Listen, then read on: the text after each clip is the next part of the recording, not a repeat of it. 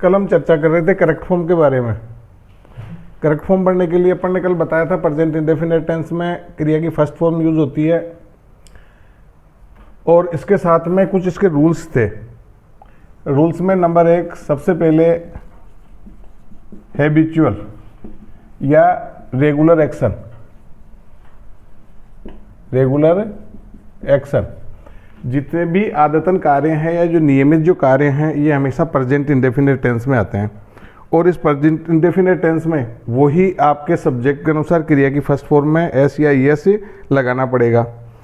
जैसे सीजन,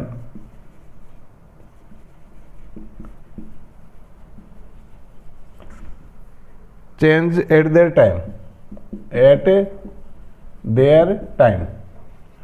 अब इसमें ये चेंज वर्ब दी हुई है, इस वर्ब को सीजन्स, अब सीजन्स क्या है, प्लूरल है, ऋतुएं, तो इसमें चेंज का क्या हो जाएगा, चेंज ही रह जाएगा। ये अपने और विथ, ये रूल्स नंबर 1। रूल्स नंबर 2, जितने भी यूनिवर्सल तथ्य हैं, यूनिवर्सल तथ्य,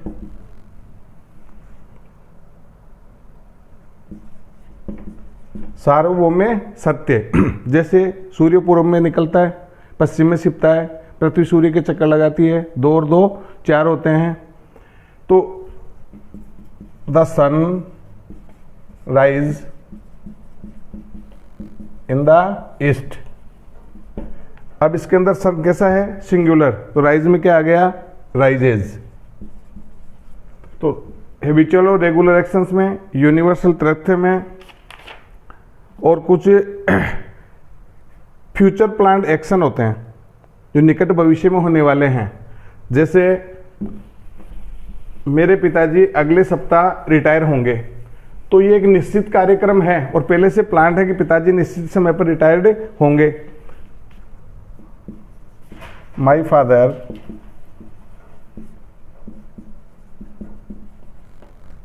retire next week, week month year जो भी कोई है, तो माई फादर कैसा है, सिंगुलर, तो इस रिटायर में क्या आ जाएगा, रिटायर्स। एस लगा देंगे तो इसमें क्रिया की जो फर्स्ट फॉर्म है वो यूज होगी। तो जो निकट भविष्य में, जैसे प्राइम मिनिस्टर हमारे अगले सप्ताह हमारे कस्बे की यात्रा करेंगे, the prime minister visits our town next week. तो ये जो प्री प्लान्ड जो एक्शन होते हैं ये भी हमेशा कौन से में आते हैं, प्रेजेंट इंडेफिनिट टेंस में आते हैं। इसके अलावा जितने भी साइंटिफिक फैक्ट हैं, वैज्ञानिक तथ्य हैं, जैसे पानी 100 डिग्री पे उबलता है तो वाटर बॉयल्स, तो वाटर क्या है, सिंगुलर माना गया, water boils at 100 degree centigrade. तो जितने भी वैज्ञानिक आधार हैं ये सब भी इसमें आएंगे। जितने भी कथन, कहावत और मुहावरे हैं ये सब भी प्रेजेंट इंडेफिनिट टेंस में आते हैं। जितने भी समाचार पत्र हैं और समाचार पत्रों की जो हेडिंग्स होती है वह भी प्रेजेंट इंडेफिनिट टेंस में आती है। और अगर हम किसी प्रकार की कोई कमेंट्री वगैरह करते हैं और कमेंट्री में जैसे मैच कंटिन्यू चल रहा होता है और मैच के बारे में हम बताते हैं, जैसे धोनी टुक्स एम, अब धोनी सिंगुलर क्या आया, टुक्स एम, लक्ष्य को साधता है, हिट्स द बॉल, बॉल को हिट्स करता है, एंड टेक्स 4। तो अब ये कंटिन्यू मैच चल रहा है, कार्य कंटिन्यू है, लेकिन कमेंट्री हमेशा प्रेजेंट इंडेफिनिट टेंस में होगी। इसके अलावा जितने भी संज्ञान, अपने संज्ञान में, ज्ञान में या स्मृति में आने वाली जो चीज़ें हैं, जैसे लव है, हेट है, डिजायर है, ये जितने भी सेंटेंस हैं इस प्रकार के जो भावनात्मक है, संवेगात्मक है, ये हमेशा ही प्रेजेंट इंडेफिनिट टेंस में चलते हैं और सब्जेक्ट के अनुसार इनमें क्रिया में एस या एस लगाना पड़ेगा। तो ये कुछ इसके रूल्स हैं। इन रूल्स को अभ्यास के द्वारा, जैसे आपके एक्सरसाइज वगैरह दी होती है ग्रामर में, उसका उपयोग करें और एक दफ़े इनका अभ्यास करके देखें और ये आप करेक्ट फॉर्म इस प्रकार से इसमें कंप्लीट कर सकते हैं। ये करेक्ट फॉर्म का रूल्स जो आपके एग्जाम्स की दृष्टि से, कंपटीशन की दृष्टि से महत्वपूर्ण है। इसके अलावा इन सेंटेंस में अब आगे हम चलते हैं, जो अपन ने कल सिंपल सेंटेंस बनाए थे, इस सिंपल के बाद में हम सेंटेंस बनाते हैं इसके नेगेटिव। किसी भी सेंटेंस को नेगेटिव बनाने के लिए ग्रामेटिकली जो रूल्स हैं उसके अनुसार क्या होता है कि इसकी जो हेल्पिंग वर्ब होती है, इस हेल्पिंग वर्ब के बाद में नोट लगाया जाता है और नोट लगने से ही वाक्य नेगेटिव बनेगा। कई दफ़े नेगेटिव एडवर्ब से भी सेंटेंस नेगेटिव बन जाता है, लेकिन अगर किसी काल के सेंटेंस को अगर हमें नेगेटिव बनाना है तो उसका फार्मूला यही है कि उसकी हेल्पिंग वर्ब के बाद में नोट लगाया जाए। एडवर्ब से नेगेटिव बनता है, उसका एक अलग प्रोसेस है। तो अब इसकी अगर नेगेटिव सेंटेंस बनाया जाएगा तो इसका टेबल बनेगा। सबसे पहले सब्जेक्ट, सब्जेक्ट के अनुसार हेल्पिंग वर्ब और उसके बाद में नोट प्लस वही मेन वर्ब की फर्स्ट फॉर्म और प्लस ऑब्जेक्ट और उसके बाद में उसका कंप्लीमेंट।